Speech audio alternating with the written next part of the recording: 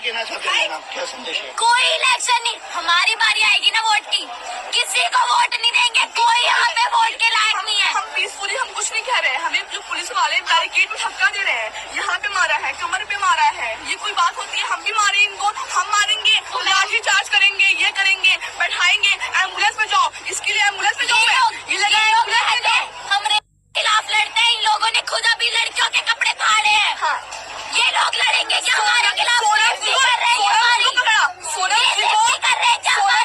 पकड़ा जो क्रिमिनल्स है उनको ही पकड़ते इतनी जल्दी।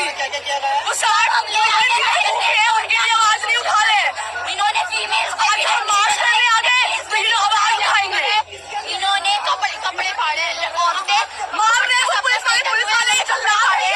इस तरीके से और क्या करें? हम सेफ्टी दे रहे हैं, कैसी सेफ्टी दे रहे हो आप लोग? मार के सिर्फ हमें यहाँ लड़ रहे हैं, हमारे लिए लड़ रहे हैं ये लोग, कह रहे हैं हंसी आ रही है इन लोगों को।